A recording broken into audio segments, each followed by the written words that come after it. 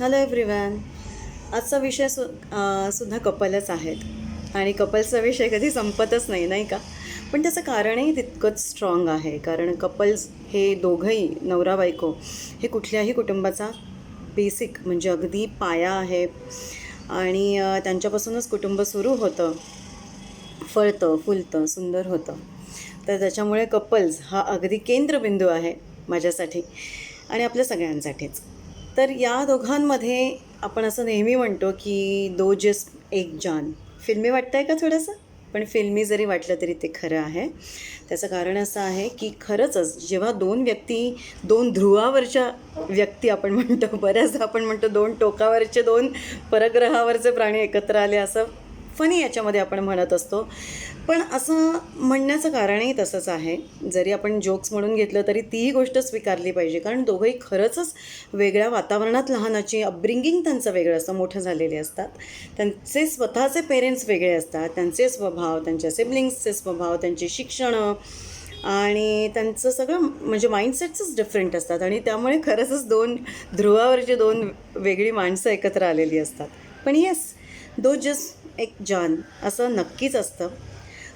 एक जान म्हणजे किती जान ओतून आपण संसार करतो आहे त्याच्यावर डिपेंड आहे हे सगळं, असं म्हणणंसुद्धा. नाही तर दो जिस्म एक जान म्हणजे त्याचा अर्थ खूप प्युअरली पॉझिटिव्ह होतो आणि जान ओतून जर तो संसार केला तो नक्कीच खूप सुंदर होतो. तो बऱ्याचदा असं होतं की आपण कोणाच्याही घरी जातो तेव्हा आपल्याला एक गोष्ट बघायला मिळते, ती म्हणजे नवरा बायकोंचं थोड्या वेळातच आपल्याला जाणवलेलं नातं. तर ते कसं जाणवतं? कारण जोक्समध्ये का असेना, हसत खेळत का असेना, नवरा बायकोला काहीतरी बोलतो, बायको नवऱ्याला काहीतरी बोलते आणि हे छोट्या छोट्या गोष्टी असं वाटायला वाटतात. आधी आपल्याला वाटतं ठीक आहे, हलकं फुलकं आहे, छान आहे, दोघांमध्ये एकमेकांशी मस्त खुलेआम मस्करी करतात वगैरे. पण जेव्हा गरम वारं व्हायला लागतं त्या दोघांमध्ये, त्यांची बॉडी लँग्वेज बदलते, त्यांचा चेहरा बदलतो, त्यांच्या शब्दांची तीव्रता बदलते आणि मग या सगळ्या इंटेन्सिटीमधनं कळतं आपल्याला की कुठेतरी वेगळीकडे चाललेलं आहे, गरम वारं व्हायला सुरुवात झालेली आहे, आता आपण निघावं इथून. आणि मग त्या दोघांमध्ये वेगळंच सुरू होतं की तू त्याच्यासमोर का बोललीस, तू त्याच्यासमोर का बोललास. मग हे इथून सुरू होतं आणि याला कारणीभूत इगोसुद्धा असतो. मी मगाशी म्हटलं त्याप्रमाणे दोन ध्रुवावरचे खरंच दोन प्राणी असतात. ते वेगळे वेगळे असतात. समजून उमजून केलं सगळं तर आहे, नाहीच करायचं म्हटलं तर कोणीच काहीच करू शकत नाही याला. आता याच्यामध्ये अजून एक महत्त्वाचा मुद्दा ठरतो, तो म्हणजे ब्लेमिंग अँड कंप्लेनिंग नेचर. ते दोघांमध्येही असू शकतं आणि असतं थोडंफार फरकाने, प्रत्येक कपल्समध्ये असतं. अगदी मी म्हणेन की आमच्या घरातसुद्धा आहे, आमच्या दोघांमध्ये सुद्धा आहे. पण ते किती काळ तुम्ही धरताय, कंप्लेन्स असणार, ब्लेम गेम असणार, सगळं असणार. पण एकदा का अंडरस्टँडिंग आलं तर त्या गोष्टी त्या क्षणापुरती राहतात, अगदी त्या क्षणापुरती त्या अरोज होतात आणि पुढच्या क्षणात त्या अंडरस्टँडिंगने मावळून जातात. कारण त्याच्यामध्ये अवेअरनेस असतो की मी का ब्लेम करते आहे. त्या क्षणी ठीक आहे, थोडंफार तुमची मनस्थिती असेल, तुमचे काही फिजिकल काही पेन असेल, काही असू शकतं, तुमच्या आतून बाहेरून काही गोष्टी तुमच्या डोक्यात चालू असतात, त्यामुळे अचानक पटकन दिशी तुम्ही रिॲक्ट करता. पण पुढच्या क्षणी जर तुम्ही कंटिन्युअसली तुमच्या स्वतःवर काम केलं तर अवेअरनेस हा जागा राहतो आणि मग काही क्षणापुरती जर या गोष्टी झाल्या तरी काही क्षणानंतर मात्र इमिजिएटली त्या ड्रॉपडाऊन होतात. तुम्ही शांत होता, तुम्ही तुमच्या पार्टनरशी जाऊन बोलता स्वतःहून किंवा मेसेज करता, टेक्स्ट करता, काहीतरी तर तुम्ही करता. म्हणजे याला इनिशिएट करणं म्हणतात आणि ते इनिशिएट केल्याने तुम्ही कुठेही कमी पडत नाही. तर त्या पार्टनरलासुद्धा बरं वाटतं आणि पुढल्या वेळेला जर चुकून त्याच्याकडनं काही झालं तर त्यालाही वाटतं की ठीक आहे, बायको जर असं आपल्याशी वागत असेल किंवा नवरा जर आपल्याला व्यवस्थित इनिशिएट करून सगळं करत असेल तर मलाही केलं पाहिजे. एकदा झालं, दोनदा झालं, तीनदा झालं, तो इतकं प्रेमाने करतो आहे किंवा करते आहे तर आपण केलं पाहिजे. या गोष्टींना कदाचित वेळ लागू शकतो. प्रत्येकाचा इगो असतो, प्रत्येकाची काही मनाची धारणा असते, ती कमी जास्त असते, ती व्हायला वेळ लागतो. तुम्ही म्हणाल की नाही, तुम्ही म्हटलं होतात की एकदा दोनदा तीनदा झालं की होतं, असं काही नाही. प्रत्येकाचा प्रवास वेगळा आहे कारण माइंडसेट्स वेगळी आहेत आपली. सो थोडे पेशन्स लागतात त्याच्यामध्ये, थोडं म्हणण्यापेक्षा खूप चांगलं कम्युनिकेशन लागतं एकमेकांमध्ये. आणि बरं, कम्युनिकेट केल्यानंतरसुद्धा, चांगलं हेल्दी कॉन्व्हर्सेशन करण्याचा प्रयत्न केल्यानंतरसुद्धा आपला जर इगो त्याच्यावर वरचढ असेल तर मात्र कुठेही सोल्युशन्स निघत नाहीत. मग अशा वेळेला प्रश्न विचारावा एकमेकांना की आपण एकत्र का राहतोय. आणि हा मुद्दा फार महत्त्वाचा आहे माझ्या दृष्टीने आत्ता मांडणं इथे. कारण तुमचं जर WHY you are staying together under one roof, हे जर तुमचं क्लिअर नसेल तर ती धुसफूस चालू राहते. आणि एवढंच नाही, जर तुम्हाला मूलबाळ झालेलं असेल, चुकून माकून म्हणेन, हा शब्द मी म्हटलं तर चुकीचं ठरणार नाही, चुकून माकून झालेलं जे काही मूल असेल तुमचं तर ते भरडलं जातं.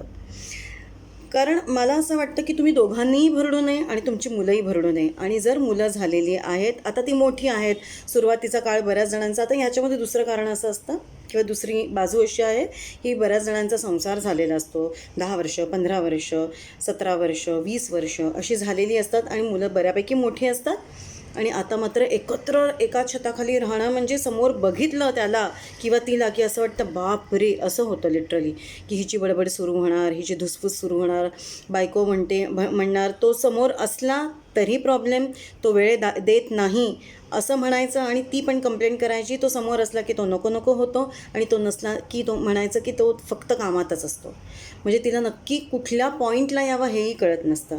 असेही कपल्स आहेत. आणि मला असं मनापासून वाटतं की आत्ता तरी निदान जागं व्हायला पाहिजे आणि दोघांनी ठरवायचं की आपण एका छताखाली का राहतो आहोत. आपलं जर पटत नाही आहे, तुला जर माझं पटत नाही आहे, मला जर तुझं पटत नाही आहे, तर आपण का राहतो आहे.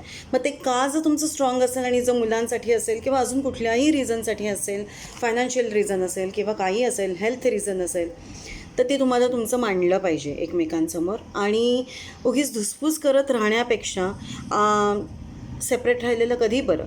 आणि मुलांनासुद्धा त्याच्यामध्ये पूर्ण न घेता त्यांना फक्त जो काही समरी आहे ती सांगावी. आम्ही दोघंही तुमच्यासोबत आहोत, पण आमच्या दोघांचं काही लेवलला पटत नाही आहे, तर आम्ही तुमचं आईबाबा म्हणून कायम आहोत तुमच्या पाठीशी, तुमच्यासोबत आणि पुढेही राहू.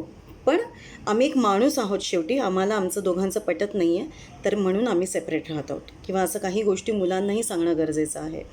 या गोष्टीमध्ये जितकी जाईन मी तितकं कमी आहे. जेव्हा 1 to 1 क्लायंट्स येतात तेव्हा मी या गोष्टी सांगते. माझी स्वतःची पर्सनल खूप उदाहरणं देऊन मी सांगते की काही गैरसमज हे प्रत्येकाच्या घरात असतात, माइंडसेट्स वेगळे असतात, तुमचे गैरसमज वेगळे असतात, खूप गोष्टी वेगळ्या असतात. पण जर तुमचं अंडरस्टँडिंग असेल आणि तुम्हाला इच्छा असेल एकत्र संसार करण्याची, एकत्र राहण्याची, आणि तुमचं वाय स्ट्रॉंग असेल, why are staying together under one roof, then तुम्ही चांगल्या कम्युनिकेशनमध्ये जायला पाहिजे. तुम्हाला जर वाटत असेल की आपण दरवेळेला बोलल्यावर सेम पॅटर्न रिपीट करतो आहे, थोड्या वेळाने चिडचिड होती, एकमेकांचं ऐकावंसं वाटत नाही आहे, तर तिसऱ्या माणसाला मध्ये घ्यावं. पण तिसरी व्यक्ती ही कोणीतरी डॉक्टर असली पाहिजे, सायकोलॉजिस्ट असेल, गायनॅकॉलॉजिस्ट असेल किंवा काउन्सिलर असेल, तर त्यांच्याकडे जायला अजिबात लाज बाळगू नये किंवा कुठलाही इगो बाळगू नये, असं माझं स्पष्ट म्हणणं आहे. कारण जर तुम्हाला खरंच एकत्र राहायचं असेल, मग कुठलंही रिझन, तुमचं जे रिझन आहे ते तर तुम्ही गेलं पाहिजे. बरं, इथे अजून एक गोष्ट आहे, तर कपल्सने एकत्र जावं का, तोही तुमचा चॉईस आहे. कितीही लाँग टाईम तर मी त्यांच्यासमोर घेतला, काउन्सिलरच्या समोर, डॉक्टरच्या समोर, प्रॉब्लेम नाही आहे. पण प्रॉब्लेम इथे येतो बऱ्याचदा की नवऱ्याने इनिशिएट केलं तर बायकोला राग येतो, बायकोनी इनिशिएट केलं तर नवऱ्याला राग येऊ शकतो. तर तिथे अंडरस्टँडिंग क्लिअर पाहिजे की आपण दोघं जाणार आहोत की आधी आपण सेपरेट आपल्या गोष्टी मांडूयात त्यांच्यासमोर. तुम्हाला सोल्युशन मेन म्हणजे हवं आहे की नाही, त्याचं उत्तर हवं आहे की नाही, पुढे जाऊन तुम्हाला खरंच एकत्र राहायची इच्छा आहे की नाही. आणि सगळ्यात मुळात प्रश्न येतो की तुमचं अजूनही खरंच एकमेकांवर तितकंच प्रेम आहे की नाही. बरोबर आहे.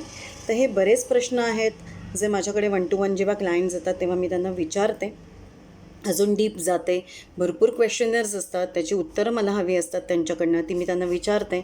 बट बिलीव्ह मी, सोल्युशन्सही असतात. काही जणांना लवकर त्याचे रिझल्ट्स मिळतात, काही जणांना वेळ लागतो. स्वतःमध्ये बदल घडवायचे असतात, दोघांना मिळून एकमेकांमध्ये बदल घडवायचे असतात, एकमेकांमध्ये म्हणजे समजून बदल घडवायचे असतात. तर या बऱ्याच प्लॅटफॉर्मवर आपल्याला काम करायचं असतं.